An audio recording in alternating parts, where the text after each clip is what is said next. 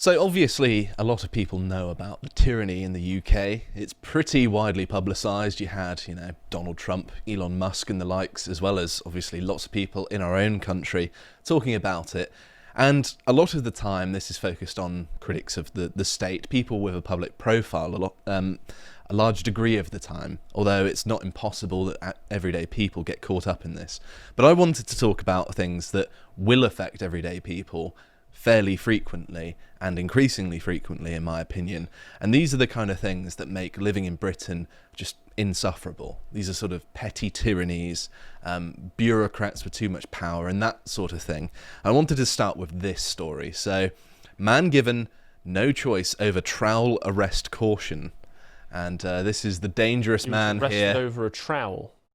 He looks like a threat, doesn't he? He looks like he's going to hurt someone. No, eye makeup on. He doesn't. I wouldn't take him near my kids. Yeah. But surely a trowel is it because a trowel has a point to it and is made of steel, therefore it counts as a knife, so we've got to throw this man in prison? I think it was because he had his gardening stuff around his waist here, and What, there's a little holstered, sheath, like the Wild West? sheath here for a trowel here, and someone must have thought it was a knife. But I'm going to read what happened to a certain extent. That's it says, not a knife. This is a knife. No, it's a trowel. Yeah, it's a trowel, mate. Crocodile Dundee would be very different if that happened. A man who was cautioned for carrying a bladed trowel in public has said he was given no choice but to accept the reprimand because police were unable to contact a solicitor for him. Another layer of nonsense there as well. Not only were they bringing him in for gardening tools, but also he wasn't able to get his own legal representation. And it was on an allotment, which they're trying to shut down. He was on an allotment. Well, he was originally at an allotment. Okay. I'll read the story first. Okay. Armed police were sent to challenge Samuel Rowe as he walked home from his allotment in Chorlton, Manchester, carrying the tool, a peeling knife and a sickle. So, gardening tools, really. Greater Manchester Police said Mr. Rowe had admitted possessing a dagger and was given a conditional caution which entailed advice about the law on carrying bladed weapons in public. The keen gardener said he was terrified when armed officers who did not draw their weapons arrived outside his home on the 3rd of July. He said the officers were shouting at him, "Drop the knife," and this is a quote from him, "I said I didn't have a knife and they told me to drop the knife again. So I dropped my Japanese hand gardening sickle and a handful of privet I had just cut off the hedge. They turned me around, pushed me up against my house, cuffed me and put me in the back of a van." Sorry, so he was subject to petty tyranny for standing outside of his home Gardening. And he had been seen with gardening tools walking back from an allotment. And there has been some discussion because they're talking about a trowel and also a sickle. I was able to find a picture of him with his sickle there. Ever so scary. I'm absolutely terrified. This is his serious face. Yeah, obviously this guy was not a threat to anyone. He was minding his own business, doing his own thing, gardening, which I believe is still legal for the time being. Gonna have to let my dad know that he might be in trouble soon because he loves gardening. You got those green fingers, that's actually a criminal offence, that is. I've actually got a very quick anecdote that happened to me in real life. When I was about 15 or 16, one of my friend's houses backs onto a park, and we saw someone shooting at ducks with an air rifle. Some piece of shit was doing that, right? And so we was only like 15 or whatever, and we went in and told his mum. His mum called the police, and then a van of armed police turned up to her house because she had to give her address. They asked, what's your address? And so armed police turned up to the front of her house saying, we've had reports there's a gun, someone's using a gun. What's going on with guns? It's like, no, it wasn't us. We're saying somebody else, and it was only an air rifle, and you've completely got the wrong end of the stick. They didn't point their guns at anyone, but the point is, the armed police turned up. And all like, what's going on, sort of thing. They take duck and it was like very seriously. It's like, no, we're the people reporting the problem. We don't even own an air rifle. Anyway, the point is that I think armed cops are like really twitchy. Like, super crazily twitchy. You can understand why, right? I suppose so. It's dangerous but job. Also, like, petty tyranny is bad enough. That's one thing. But also, the people we are being tyrannised by are completely useless and get everything wrong constantly all of the time. It makes it very frustrating, doesn't it? And that's one way of putting it. I'm trying to put it nicely because my actual feelings are much stronger than that. But one thing I do have strong feelings for is the wonderful Islander magazine. There you go. I've got a very handsome model here holding a copy. You too could be a handsome model if you bought Islander magazine. And it's only £15, which is pretty good these days. You might also soy face once you've purchased it. If you do, please photograph yourselves and tag us on Twitter. It is a known side effect. I'm sorry if that does happen to you. So here's another thing, and in many ways this one is even more ridiculous than the last, is teenage waitress convicted in fast-track courts over mix-up with surprise 18th birthday gift. So this sounds quite confusing, doesn't it? So a teenage girl has received a criminal conviction for failing to get insurance on a surprise 18th birthday gift of a car before it had actually been given to her, which is ridiculous. The waitress from Poole in Dorset said her family bought the Fiat as a present to celebrate her landmark birthday, but mistakenly did not insure it immediately. Last month, the DVLA charged her with keeping an uninsured vehicle and brought a criminal prosecution over the unpaid bill. She explained the mix-up in a letter to Ipswich Magistrates Court, saying she never driven the vehicle as she does not yet have a licence, and at the time of the offence she did not even know the car was hers, but apparently it was not enough to spare her from a criminal conviction. The injustice of that. So an 18-year-old girl who was bought a car for her birthday that she didn't even know about now has a criminal conviction that will potentially follow her for life. Yeah, well, it will, yeah. For something that was completely unavoidable from her perspective. That seems to me that it was someone at the magistrates' court or at the DVLA, someone there was just a job's worth or has got a quota of prosecutions they need to make every month or something. So we'll just ruin this girl's life. At the expense of her life, yeah. Mm-hmm. But these are the people... That's a hell of an 18th birthday present, isn't it? Yeah, right. And of course, the people that run these institutions are actually meant to be serving in our interest, not prosecuting. I don't think there's a single person in the country that's going to say, yeah, she did something wrong. Yeah, she deserves to have her life ruined for this. And if there is someone like that, I'd like to meet them. For less in the car park. Yeah, it's going to be like Cluedo. There's going to be a tyre iron involved. There's going to be all sorts of things. Josh in the car park with a tyre iron. Josh in the shipping container with a toolbox. What? Bloody hell. I'm joking, by the way. Being hyperbolic. Gonna get a knock on the door for that one. Oh, it's already coming. It's fine. I've got a protective ring of junkies around my house, so the police just stay away. It's wonderful. It's one of the perks of living in Swindon is that you don't get bothered. Here's another one. It's a similar sort of vein here. Pensioner 82 convicted of not paying car tax while in hospital having toe amputated. You'd think that this would be a situation where there would be some degree of understanding because they're having obviously a serious operation. They're 82 years old. They have other things on their mind. They're not thinking about their car tax. They sent in their medical records to explain the mistake and express that they're willing to sort it out. And instead, they still received a criminal conviction.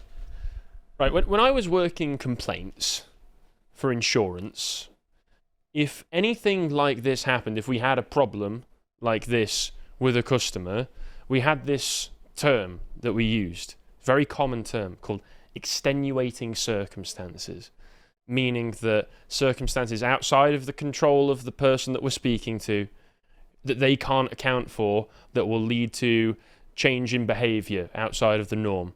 And in something like this, you shrug your shoulders and say, well, you couldn't have seen that coming. Clearly your mind was on something else, so we won't punish you for this. Please pay your next bill. Something like that. How we could do that as just some random insurance company with internal processes and the judicial system of the United Kingdom, which goes back a very, very long time, you'd think they'd have processes for this, is just a complete shame on this country. It certainly is. And in fact, the private company, they're acting more morally than the state that's meant to serve us is just a testament to how far things have degraded. Because it never used to be this way, did it? Because sometimes the reason that it would come to the complaints is sometimes you would get a job's worth on the first line of communication to the person who would just go, no, we can't do that, no, the rules say this, the rules say that, whereas we had a little bit more wiggle room to actually make decisions and have autonomy to say, well, that's perfectly reasonable, so we'll make the exception for you. We had that, the entire judicial system should have the right and authority to be able to say, given the circumstances, we'll make this exception. And that's how it should be done as well. That's the moral thing to do. That's obviously the right thing to do. And if you ask anyone with a functioning brain, that is how they want society to work. And yet here we are, just prosecuting innocent people who have done nothing wrong, but make a mistake in the eyes of a bad law. I bet it will be somewhere along the line they've just got targets. They've got Blair era targets, and they have to meet them. I bet that's what all things like this are.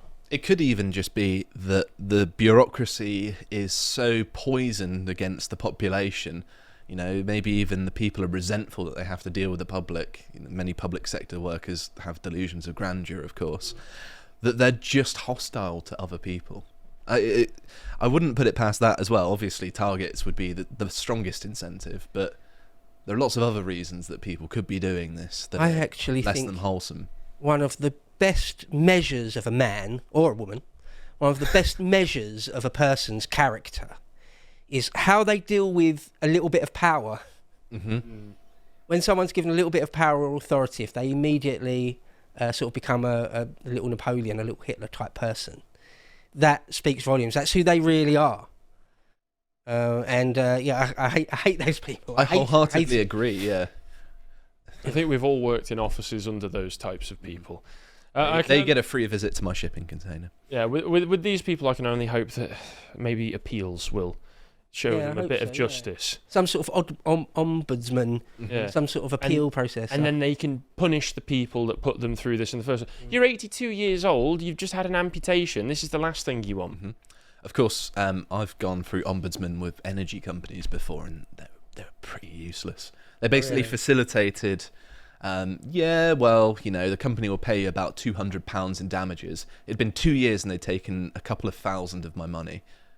So it's like, oh great, that's all I'm getting in compensation. That's not even covering the interest of the money they took from me. Ridiculous. Anyway, I'm not going to whinge about myself. Something that annoyed me was that the advertising agency is just so ideological, I suppose, that apparently this lady is too thin for an advert. This advert has been banned because apparently this is unhealthy. And to my mind, that's fine. I don't really see a problem here. There's another advert here. Apparently too skinny. Is this some weird delayed backlash to the old 90s supermodels where they were like really, really skinny and everybody said it was unhealthy role models for women? Because they think women have no personal agency, and that if they see an advert, they think that, oh, I must replicate this. I have no critical thinking. Rather than, people can see people skinnier than themselves and to think, well, I don't particularly want to be like that. People aren't just, receptacles for rhetoric and ideas. They can look at things critically. No, and I see nothing... I do agree. But with these sorts of things, I think most people they're able these to days are think too about fat already. That's true. That's just a very lean, skinny person. That's not... I've seen much skinnier. I've dated women this skinny, and they were perfectly healthy. They were fine. There's no harm in it. It's silly. And there was another one as well which annoyed me. A Brewdog ad was banned for implying alcohol can cure boredom, which... Can't it? My life experience seems to suggest it does. A lot of my time as a student seems to suggest actually yes. Why do you think people are going to the pub on the weekends? And even if it is or it isn't, what's that got to do with... What's that got to do with anything? What's that got to do with a state-run organ? Yes. That's to do with, essentially, ultimately, at the bottom line, to do with censorship. whether alcohol induces boredom or not. What's that got to do with them? Well, the Advertising Standards Authority says that it implied that alcohol was a remedy for disappointment, suffering, and isolation. Yeah, I'll just ignore my personal experience. Well, even if it is, let's say it definitely is. Mm-hmm. So, like, what's that got to do with? What's that got to do with a regulator? I know, it's silly. Like, if it were something lewd, where there was, like, nudity or something, or there's swear words, I can understand that degree of regulation for public decency, right? But people are well aware of the dangers of alcohol. It's not going to be up to this one advert will change everything. Yeah. So, sorry, but you think you've got way more power and significance than you actually do. It doesn't actually matter. This obviously doesn't affect the everyday lives of people that much, but it's just a really good demonstration of how these bureaucrats have ridiculous amounts of power, and they're willing to bring it down on nothing. Here's another one as well. Christian preacher threatened with arrest after being assaulted by Muslim men on the street. And I don't like street preachers. It's nothing against Christianity. I just don't, even if they're preaching, drink water, it's really good for you. I'd be like, shut up, don't tell me what to do. It's just my nature. I want peace and quiet when I'm walking down the street. I don't want to be shouted at by people. I find Muslim and Christian street preachers equally obnoxious, I must admit. That's the fairest, most even-handed thing I've ever heard you say, Bo. But no, obviously this is an injustice. I do think he has a right to speak his mind, and I don't think he should be assaulted by especially Muslim men. And I don't think the police should be siding with the Muslim men. And this is, because it's an out-of-favour religion, basically, in Britain, by the state's perspective, and that they'll much rather side with the Muslims because they're much more of interest to the state than Christians. He was the one that got in trouble for some reason. I don't know why. A terrible injustice. Was there given any reason? What could they possibly have arrested him for? Yeah, it's not entirely clear. Apparently he's taking legal action, against the Somerset police, because I think this happened in Bristol, which of course everyone in Britain knows is very lefty, so it's entirely possible that the police were that way inclined as well. He was saying it's an example of two-tier policing. Who knows? There's not really much explanation for it. Kind of looks like one. It certainly does, doesn't it? And then there's also this. Of course, one of the people that you don't want to be incredibly biased against people and tyrannical are the intelligence agencies. And of course, they are. Very much so. And what they're doing is they're reopening a summer internship where white English people can't apply.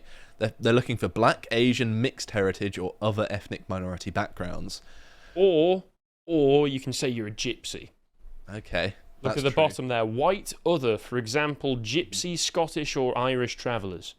So I could sell myself as a Scottish traveller. I'm such a good traveller that I'm a very well-spoken one. I'm such a good traveller that I've actually adopted the English way. You see. Amazing. Or you could put on a really thick Brad Pitt snatch accent and go for the Irish dogs? traveller.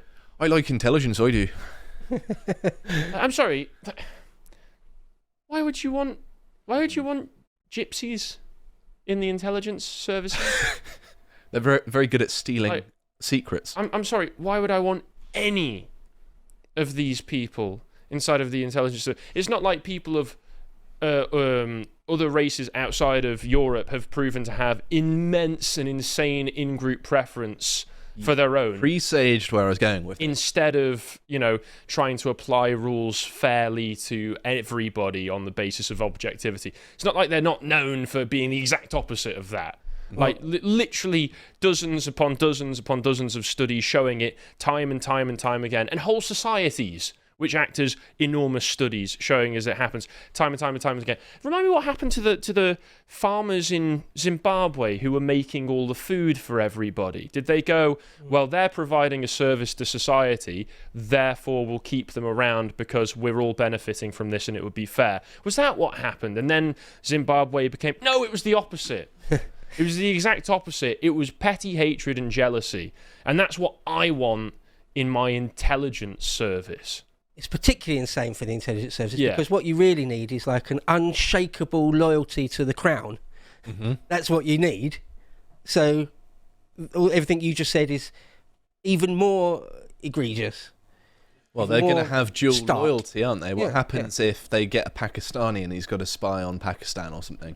I don't think he'd be doing it in a summer internship. But the point being here that the state, both intelligence agencies and the government, are deliberately going out of their way to hire people from ethnic minority backgrounds, which increases the chance that it's someone that will have a chip on their shoulder about the native British people and will be willing to do the kinds of things we've seen, persecuting us. And there'll be security breaches. Exactly. I mean, Marta Maid had a podcast, and when he was on, Tucker Carlson recently spoke about how when he was in the Department of Defense, they would be shown these big presentations about how you're supposed to spot the telltale signs if somebody was going to leak information to a foreign government.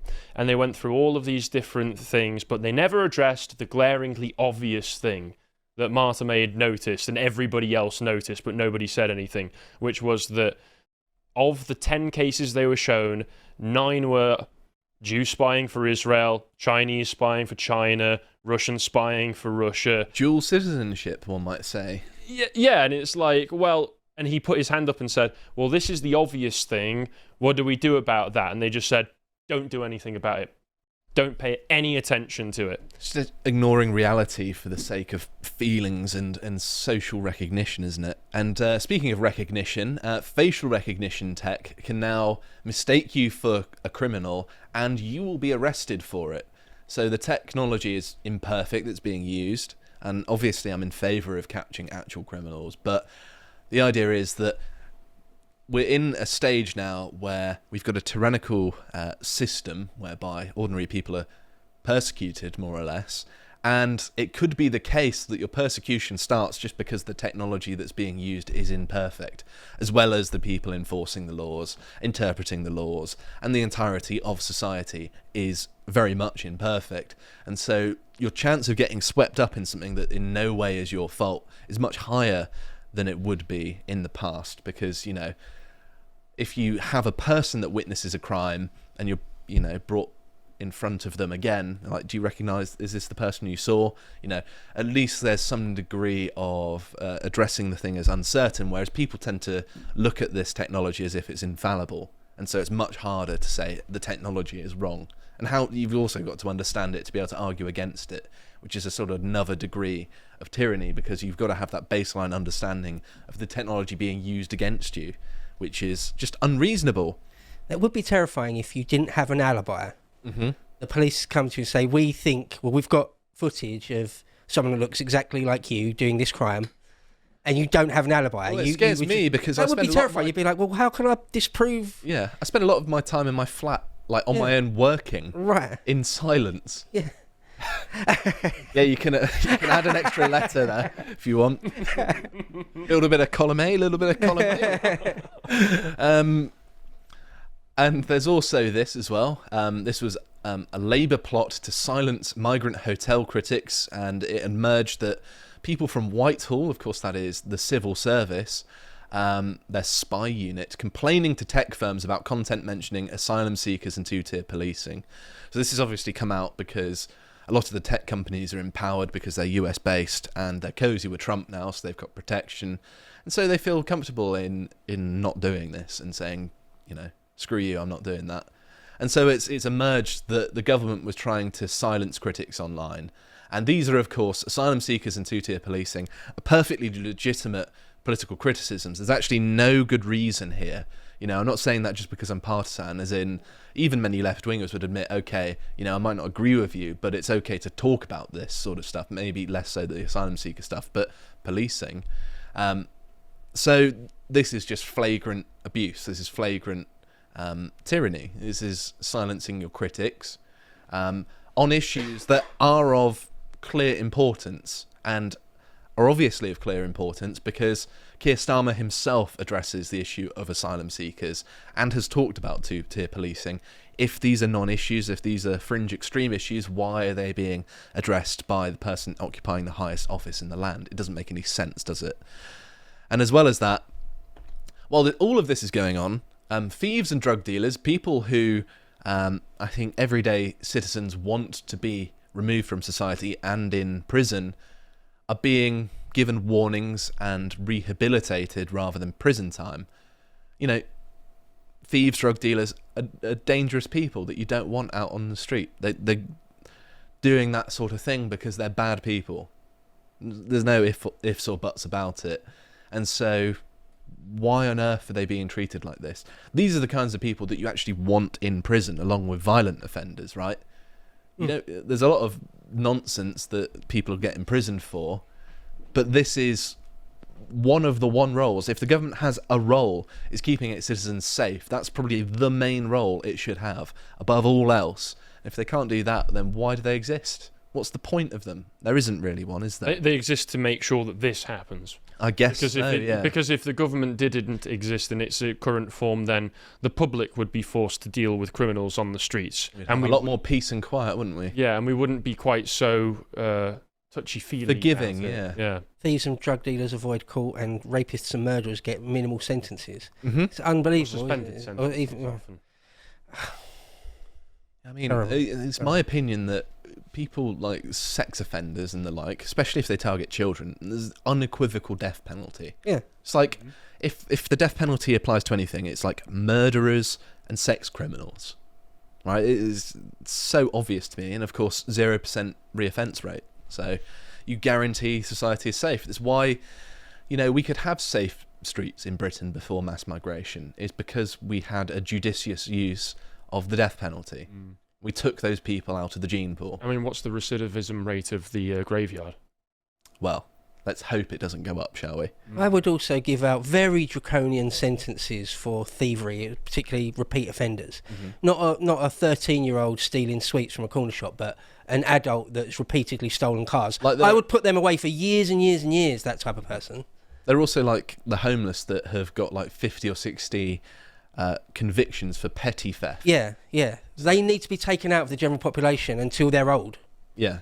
in my opinion. And finally, if you want to give it all up and go and feed the birds and get some peace of mind, here's an article from last year in The Guardian of all places. I was fined £150 for feeding a pigeon a chip. Is this really how councils raise funds now? Which is a perfectly reasonable article from The Guardian here, actually. Yeah, of course it's all about raising money. It's not actually about... It's about fining people to get some more money out of them a lot of the time. Right. So it's a fixed penalty notice. Was this like littering or something? Yeah, it was They littering. counted it under. But the A pigeon chip. ate it. Yeah. It's like if you drop something accidentally, is that littering? If you pick it up? Yeah. So it's ridiculous. And there's also another case of this. Elderly residents, this was in East London, I think. It was Newham. Some elderly people were slapped with a £150 fine for feeding the birds in a London park. And although I don't agree with feeding all kinds of different vermin, human included, there's no need for this. Yeah. You know, a verbal caution of I'm sorry, but you know we're trying to reduce the number of birds around because they go to the toilet on everything. It makes it unpleasant. Is it okay if you don't feed them here?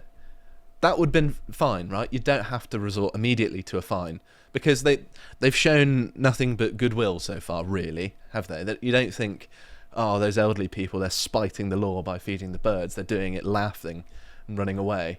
Well, maybe that's not running. That's why they target these kinds of people typically, is because of the fact that they are elderly. They do still have some kind of residual faith in the law and the institutions that uphold it, so they are more likely to go along with it even if it's unjust, or at least that's how they perceive it. And also just by being elderly, they've not really got as much energy to defend themselves. They're less likely to kick up a stink about it all. Yeah. Potentially, I mean, I'd kick up a stink, but Yeah, well, God, I would, yeah. I'm kicking up a stink on their behalf. I think they did kick up a stink because it's in the national news, so I imagine that there's something been done about it. I bet it was a case that whoever imposed the fine has got some sort of targets. You have to Maybe they try and generate... some degree of commission, even. Yeah, maybe, who knows. But you have to generate as much as possible, but certainly this target. And we don't care how you do it. We don't care if it's just or reasonable. Just get it done. And you end up with this crap. So yes, obviously a lot of the largely political stuff gets a lot of publicity, but it's not just that. And actually, a lot of this sort of stuff affects normal people's everyday lives. And this is the kind of thing that when I talk to my non-political friends and family, they bring up, is this sort of stuff that they're scared of. Just that you can have a good-natured approach to the world and still be caught afoul by what I see as a tyrannical and unjust government. Who are the men that pick for scraps amongst the ruins at the end of history? You should know, because you encounter them every day. Between the towering buildings of a fallen empire, we find the Fellaheen, the historyless men, who know nothing of the turning of the cosmic wheel and find themselves outside of civilization itself. Cut loose from the great chain of being, they represent the loam into which our dying culture will return. That is, unless we choose to take up the burden once again. This Fellaheen condition is the subject we explore in issue 4 of Islander magazine, on sale while stocks last and available worldwide at shop.lotuseaters.com.